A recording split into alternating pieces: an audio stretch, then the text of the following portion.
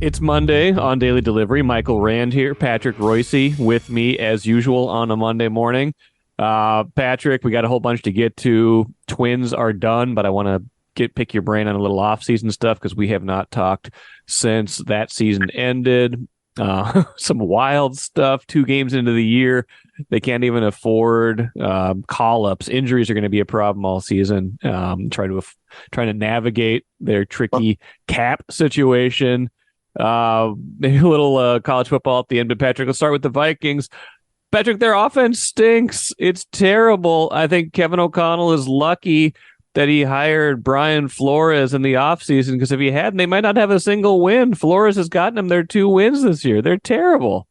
2 for 13 on 3rd and 4th down. 2 for 13 against the Bears. Against the team that was the worst. Yeah, Craig had that today in his wonderful little 5 points that he does after every Viking game. And they were giving up 3rd downs at 57%, and these guys went 2 for 13. I know all you Kirk lovers don't want to blame him, but he's about half as good as he was last season so far this year. And obviously not having Jefferson to take away a lot of attention. Even if he's not catching the ball, he's got to be double teamed in most games. So that might hurt you a little, but that was unbelievable. I mean, they got some. I had no idea the Bears' backup was a D2 rookie. No. That was amazing. I was like, who is this guy? I mean, if you ever saw a team that's trying to tank, yes, it's got to be one that has a DT2 rookie as his quarterback. And Justin Fields, I was glad to see how rotten he was, because, I've been a basher almost since the first time I saw him in the pros. And the fact that he had a couple of good games said, wait a minute here now, what's going on? But, he was back to normal. Like, they went after him, and he cannot handle that. So when you're going after an athlete like that should give him an opportunity to run 20 yards once in a while, right?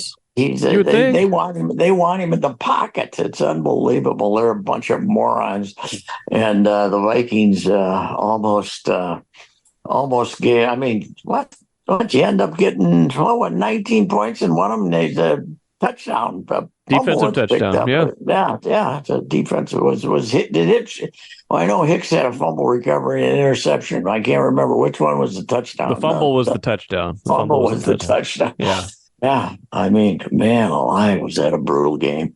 And, it's they get a win. And now San Francisco's coming to town, and, shock of shocks, McCaffrey's hurt. Yeah. And then the other guys here, too. Yeah. Debo. So, but what are the odds of those 2 guys coming back to play on turf? They look terrible. Yes, Brock Purdy looked like Brock Purdy we thought he might look like when he came out of as the last draft choice in the country. I watched quite a bit of that game, and he was terrible too. So so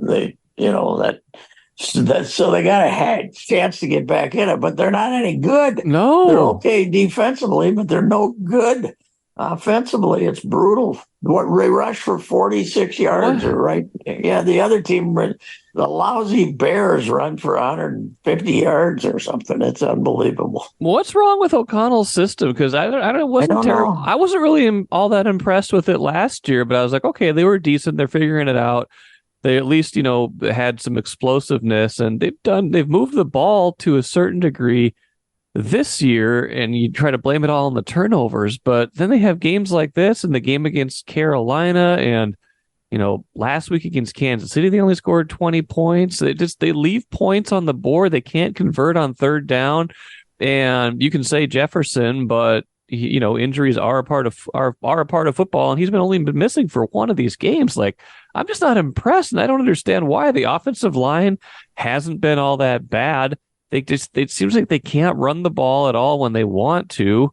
And Cousins, you're right. Like, I feel like he's been so scarred over the years by not having enough time that he just rushes things now. He just locks into a decision, and doesn't matter down and distance. He's like, well, if it's not there, I'm not going to throw it. If it's 3rd and 12, I'm going to throw 4 yards. It's the same.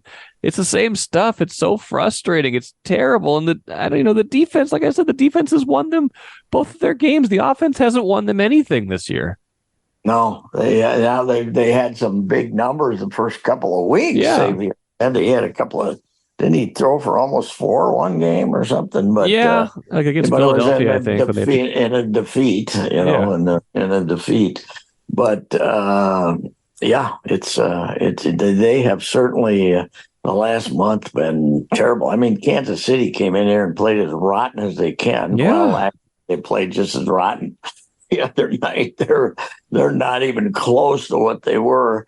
And they wanted to lose that game to you, and you wouldn't let them. And, that would have been awful.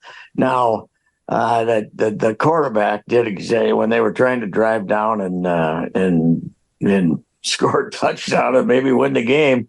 The kid did what you expected him to do. He threw a duck down there that they could intercept.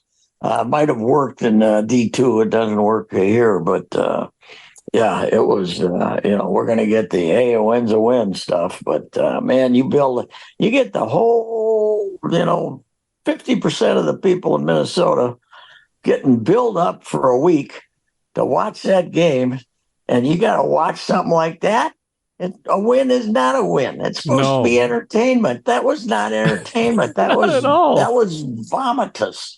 So, luckily for me, I had to I listened to quite a bit of it on the radio, but because I had a grandfather hockey duties yesterday. Oh, okay. A little bit, but I got to see enough of it to get the, and then the flavor of it. Yeah. I watched quite a bit of the tape when I got home too. So it was bad. It was bad. I don't know. They know the NFL is, they've done ungodly things to try to make it an offensive game more, but man alive, there's a lot of bad football right now. I wonder if it's just the fact they can't practice them anymore, that they don't ever play before the season starts, and then people start getting banged up. I mean, I saw Schefter sent out a list of everybody who was hurt for this weekend. I mean, Mike, two night games in a row I've watched, last night and then last week. They're saying the reports for the hospital is he can move his extremities. Yeah. What is wrong with this game? I mean, we're taking people to the hospital every week hoping they could walk when they leave there. So it's players 2 weeks in a row. I don't know. They're so big and they're so fast. These collisions, even when they've tried to minimize the damage by legislating some of these things, it's like it's on turf.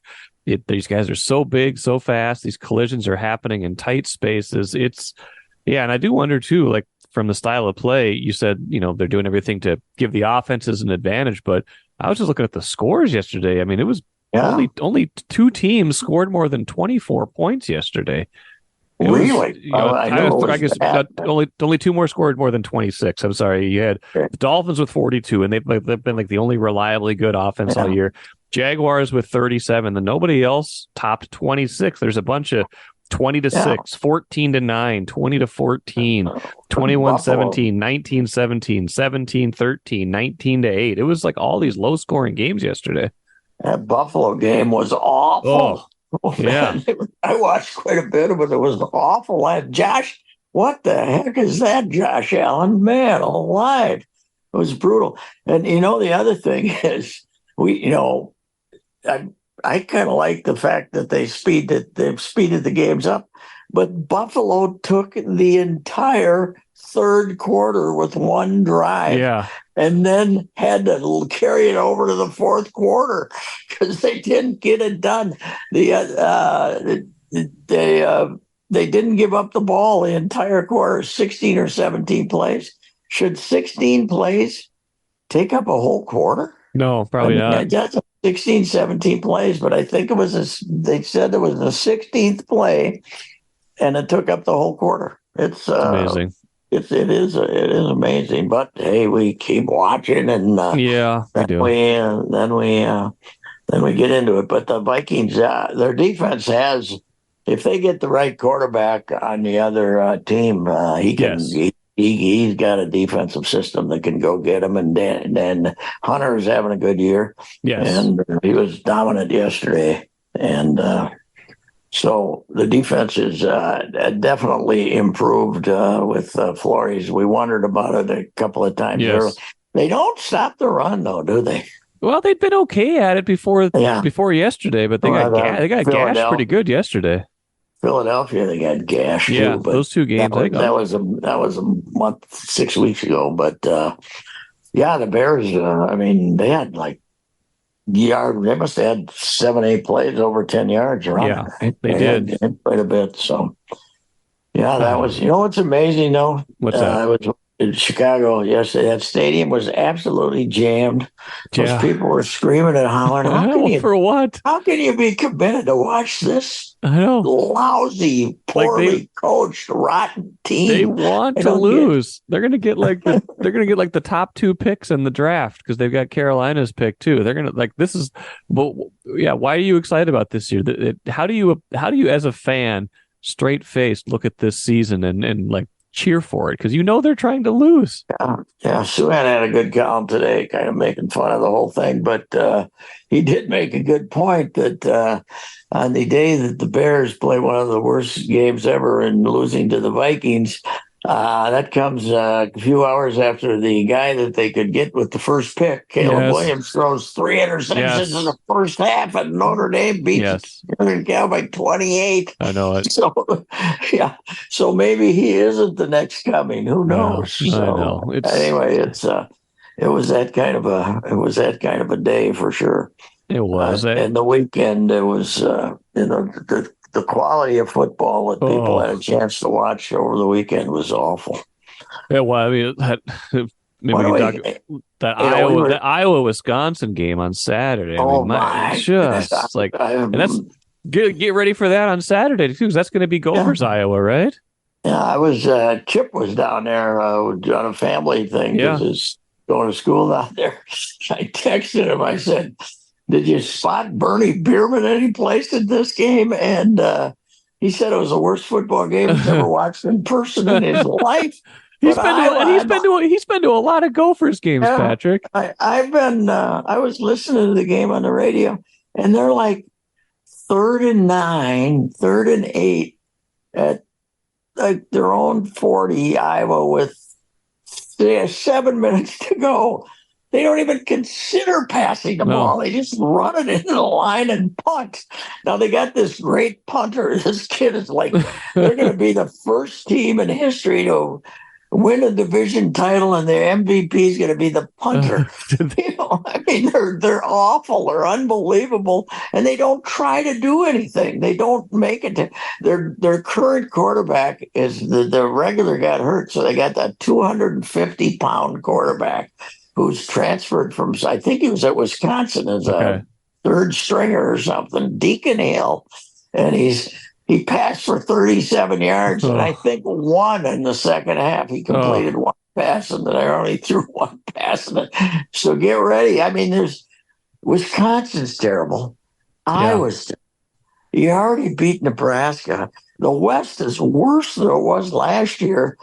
The Gophers, they can go down and beat. They can still, as pathetic as they are, they can still win the West by going 5-4. If you go 5-4, you might win it. It's terrible. It's terrible. Man, imagine if 5-4 took it this year. I don't think it's going to, but it is bad. There's just a lot of bad football right now. It's not good. The Vikings are not entertaining right now. They were so entertaining last year with at least the finishes were. These miracle wins, and Jefferson, of course, doing his thing. And I don't know. Maybe they'll figure it out. But right now, Connell looks very frustrated over on that sideline. And at least, one thing I noticed, they didn't throw as many screen passes. I like that. True. That's true. They're the worst screen passing team in the history of mankind, but they love it. They love throwing it. Well, it's a way to alleviate that pass rush, Patrick. But you're 2nd and 9, and then we're going to throw a screen pass, and you're going to be 3rd and 12 because they end up they're awful throwing screen passes. They still, but they didn't try nearly as many yesterday. I don't know. It was almost, it was almost Iowa-like. That victory was. It was. They weren't doing anything. You were better off when the other team had the ball in its hands. Yes. That's the way Iowa plays football too. Is if we can only get them if we can only get rid of this football and have them have it, we're in a lot better shape. Would they consider punting on 3rd down? Hey, those of us old enough remember when Murray did all of that. Murray and Jack Mollenkopf from Purdue, they would have some battles, man, and who could punt the most on 3rd down? It's amazing. You tell people that, they look at you like you're from the moon. Right. In fact, when they were ripping Murray, when he almost got fired in '59, before they went to the Rose Bowl, because they were 1-8 and 2-7 in those years. That guy punts on 3rd down. I remember hearing that as a kid. He's so stupid. He punts on 3rd down. He went to the Rose Bowl. So then he got Bobby Bell. He went to Sandy Stevens and went to the Rose Bowl. But anyway. Grand Casino would like to take a moment and salute the true football fan. The passion, the hope, the anticipation, that incomparable feeling of winning. Grand Casino would also like to take a moment to remind you that you can find all that anticipation, thrill, and winning at Grand Casino. Grand Casino, let your story begin. Yeah, it was not a great weekend for football. The other thing I want to bring up here is, and you wrote something about it. I wrote a little different, but the balls and strikes in baseball. But here's what I want to bring up. Okay. We worry this is like a crisis, right? Balls and strikes in baseball. Yeah. How about penalties in football, which completely, random. Okay, yes. I'm gonna call it. Okay, I'm gonna call it penalty, and it's completely random what the officiating crew is going to be like too. The 25 penalties in the Philadelphia-Cleveland game yesterday. Philadelphia, the Cleveland San Francisco game. It's Cleveland San Francisco. 25 penalties, including 2 terrible ones in the last drive. Things that look like, they basically drove Cleveland down. Yes, they did to win the game, and then you might watch another game with 6. So you think there's that much difference between the quality of 2 games? It's just whatever guys show up that day and how many flags they want to throw. It's completely random. Yeah, it's and it's.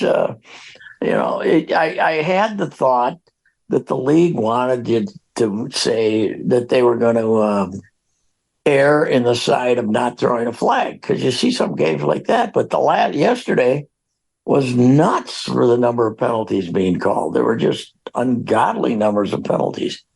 Yeah, it was bad. Yeah. And I don't know what. We want to get upset about the baseball thing, but how about football? Let's have some consistency. Let's have some consistency. We don't have any in the NFL making more money than any league in the history of mankind, and it's just a day. If you get a game with the hockey guy refereeing, you're gonna have 20 penalties. If you get it with somebody else, you're gonna have 4, and it could be the same game. It could be the same quality. So I think when we complain about other sports, we gotta. I think officiating has more influence on the outcome in football than any other sport. Oh yeah.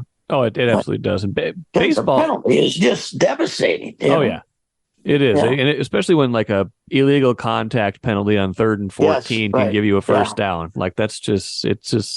And there's illegal contact by the definition of the rule on every route. Yes, right. Every route. Yes. So now all of a sudden, I think I'll call it and give them another chance. What the heck? So anyway, that's my whine for the day. Well, maybe that's a good entry point to talk about the Twins for a little bit, because they set a major league record for strikeouts this year, Patrick. Yes. So I don't think any of us would suggest that anything other than their own inability to swing the bats was their ultimate downfall in those last two games. And I think you're right. I think umpiring is about as good as ever been. These guys have to be good, because we've been ruined by that little box on the screen. Yes. We know, and then even more than that, we got the little pitch by pitch, the game cast, the MLB will tell you like exactly where the pitch was, if it like caught the tiniest fraction of the plate, if it was like 2 centimeters off, and then you're yelling about it. Like those are, you know what those pitches used to be? Too close to take. Right? Yes, those used to be too close to take. That they were strikes. Yes, they were strikes. If it was, Greg Maddux, Hall of Famer Greg Maddux might not have had 10 starts in the big leagues if he had to throw strikes. That's true. So I don't know. It's kind of to me, it's be careful what you ask for, because if they do go to the computer, then you're going to see even less swinging of the bat. And I think right now, baseball has solved a lot of its problems with the cleaning it up time wise, stuff like that. And the shift, and the shift, but not putting the ball in play is still the crisis of baseball. Not having the ball put in play, and I think if you go by the letter of the strike zone, unless you're going to expand the strike zone, or unless you're going to put that buffer zone on the strike zone and, make it bigger, you're going to have less and less swinging of the bat. Basically the Twins have told us that we had a story a couple of days ago. I think Bobby Nightingale did it, right? Or maybe Phil. I can't remember who did, but I saw it, But it was, we're not changing. We're not swinging the bat. If we can't drive it, we're not swinging it. It was basically the thing. And, that's it's as good as pitching is. If you, if that pitch an inch off the plate is always going to be a ball, you're going to have a lot. You're going to have guys are never going to be swinging, and you're going to have you're going to be waving your towels to see walks, and there's going to be ungodly numbers of walks. I think the strike zone, if it's computerized, it has to be defined larger than it is right now to make people swing the bat. Otherwise, it's going to be, it's just going to be. They got to do something anyway. The pitching's getting so dang good that. I don't know. I don't think you can go back 3 feet, but you can go back maybe 1.5 feet to give them more of a chance. But I think they're worried about injured arms too and stuff like that. So, but I don't know how do we get them to swing the bats if it's going to be less likely that a strike will be called on a close pitch. I know. And what is it? What is a strike going to be? A touch? Is it going to be a touch of the line, or what is it? I think it should be. That seems like it seems like that's tennis, right? Tennis is if it touches the line. Yeah, that's right. So that's probably maybe you can go that way, but if you go that way, maybe you got a chance. But if it ends up half the ball has to be in the strike zone. Games would be endless. We'll have thousands of walks, and so it's a. I'll say one thing about the computer: it really improved these guys' balls and strikes, because the old that's my strike zone. Right.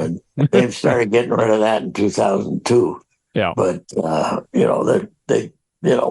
I'm surprised how good they are. Actually, there's still terrible ones. There's still probably 7, 8 guys that are lousy, but like Laz Diaz. Laz Diaz is still, that's my strike zone. Right. And Angel doesn't know what the hell the strike zone is, but it's going to be, they're going to have to figure out something to get people to put the ball in play, and I don't know what you're going to do. So, what do you think about this team coming into 24? I feel like they're They got some good. They kind of laid a foundation this year, but they still got a lot of questions. I feel like they're laying the groundwork, Patrick, for a lower payroll. Talking about the Bally Sports North stuff. Sonny Gray, I don't think they're going to re-sign him. You don't have. I don't know. I'm sneaky worried about the rotation because they not only had rotation depth this year, they had pretty good rotation health by and large this year. And even when they needed guys, they went and got them. I know Malley was a big injury, but they're not going to have that same rotation depth next season. So I think while they'll be favored to win the division again next year and for the foreseeable future, they got some questions they got to answer this offseason. Yeah, the pitching is going to be interesting. I was having the same thought a couple of days ago. Okay, you lost Malley, but that was early. What are the odds of you having two starters make 32 starts and pitch almost 200 innings next year? That's, it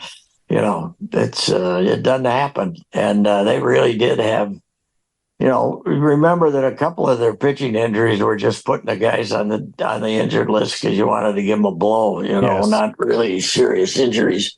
I think Joe Ryan maybe had a little something wrong with him. Ober was just absolutely to give him rest. Right. And you do.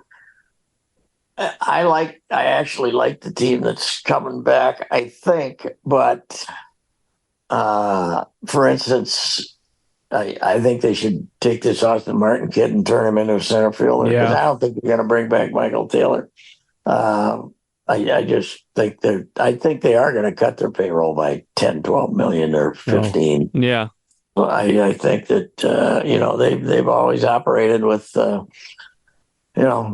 of it is based on their revenues, and they're $40 million a pretty good hit, and maybe if they get half that back, it'll be a surprise. So 143 million this year, right? Wasn't it 143? Their payroll is over 150 this year. It was like 155 by the end.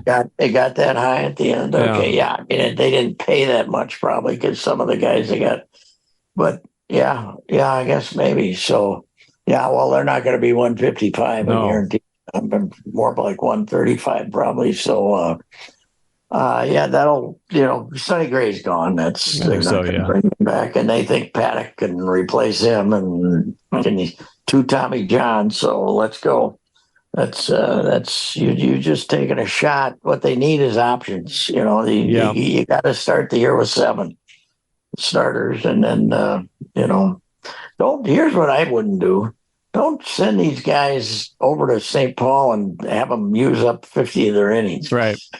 I'd rather have a guy like Louis Barland pitch out of the bullpen, and if I need him as a starter, let him pitch 3 innings once in a while. If I need him as a starter, I can let him pitch 5.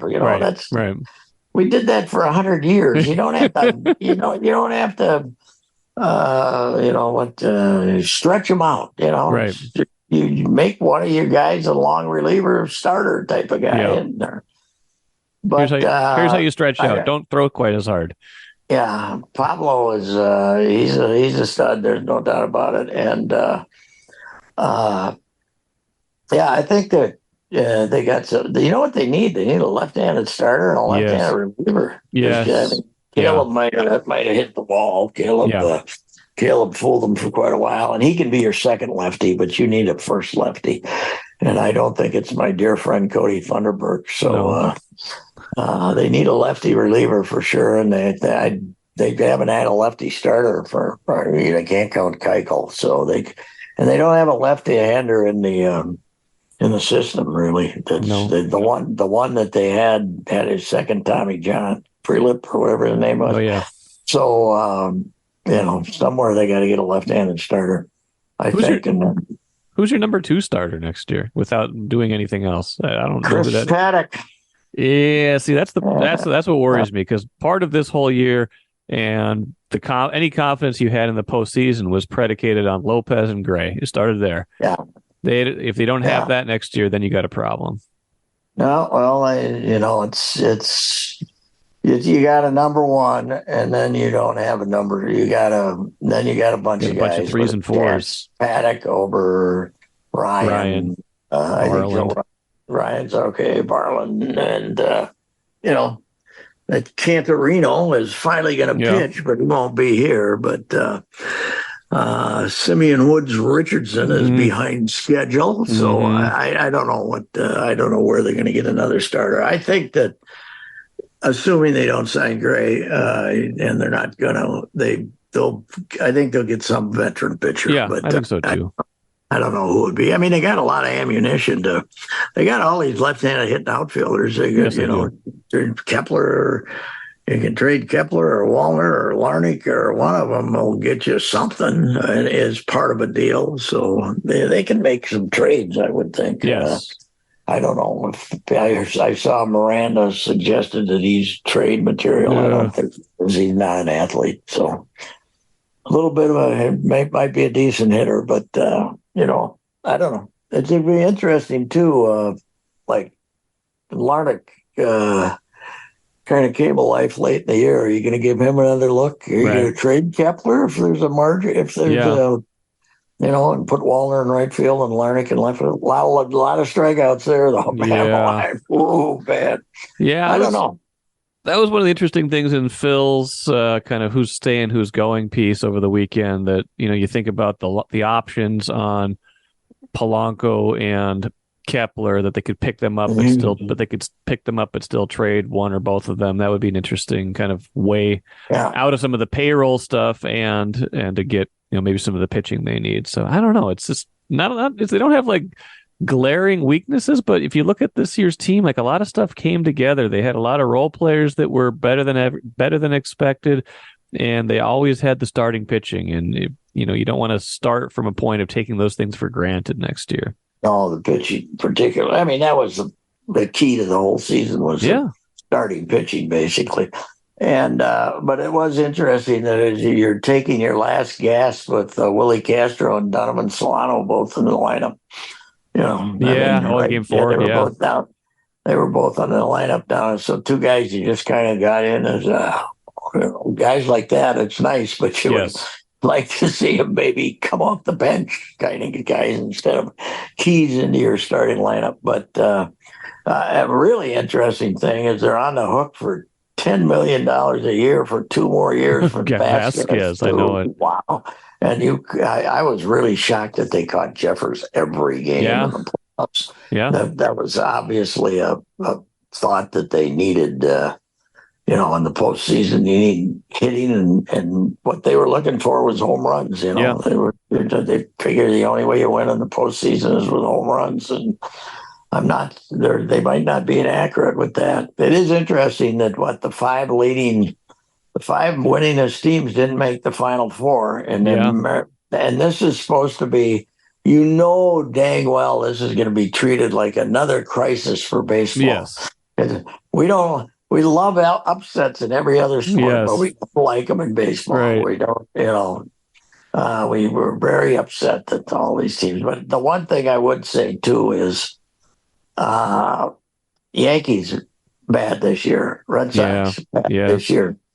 It was your year to make some hay in the postseason, as Texas is proving, because there's the American League, once the Orioles hit the skids and lost their closer and they just ran out of pitching, the Twins probably had pitching depth better than starting depth, better than most teams, right? Yes. And they were in the playoffs. So it won't be as easy next year as it was this year. No, it won't. And we're losing games 3 and 4 at home to Houston. That as good as this year can be framed, and breaking the postseason streak, winning a series. This year was a success, but there's also there's going to be a look back where you're like, man, that was right there. They win at least one of those 2 games, and you give Lopez one more chance and to get to a league championship series. I got a question for you. I was shocked how quick the enthusiasm arrived. I wrote that. Did you feel that way? That by the second Toronto game, there was lively, and then they were jacked up, and even when they lost the Tuesday game, they were back Wednesday and jacked up. People, is that a tribute to all the first round defeats we've suffered in the Twin Cities here? You think it was at all? I think there was some of that. I think this team kind of caught people's attention over the last half of the year, and I think Royce Lewis did some of that. I think the young guys, and then of course, breaking that streak. I think if anything, there was this kind of hesitation before the playoffs started, and rightfully so. They lost 18 games in a row, so once they broke that and won a series, I think there was that kind of nervousness and kind of, is this going to happen again? But then when Lopez pitches that gem and they win that first Toronto game, then I think people were in. And then I think people realized too, kind of what we were just talking about, that even if this isn't a great team, it's a team that was built pretty well for short bursts, short series, stuff like that. That it could have been a team that overachieved and made a big playoff run. And I think people believed that even until the last out of that Houston game when they still were in it. Yeah, that it was really, as an old baseball guy, I was encouraged by it, even though I'd like you to sit down and watch the ball game and, wait until there's 2 strikes and 2 outs in the inning to get up and wave your hankies. I was surprised at the success of the hankies, too. Yeah.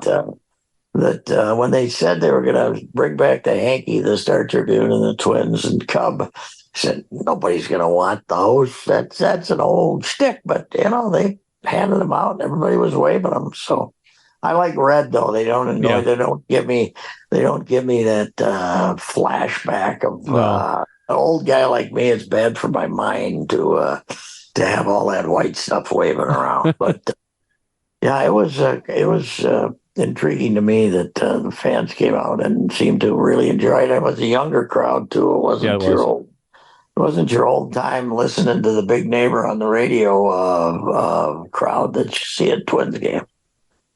Patrick, final thing, Wild, 1-1 on the year. Could not have played 2 more different games so far. A 2-0 win and a 7-4 loss. Gustafson and net for both of them. Defense, I didn't watch much of that Toronto game. It sounds like the defense was just a disaster. Their defensive pairings they're already juggling those pairings because they've got to get some more. Faber's been their best player probably this year, and he's played 12 NHL games in his whole life. And they can't call anybody up for these injuries because they're so hard pressed against the cap. Even if they wanted to replace someone on defense with somebody better from down in the minors, they're so pressed up against the cap they can only bring up select players at select times.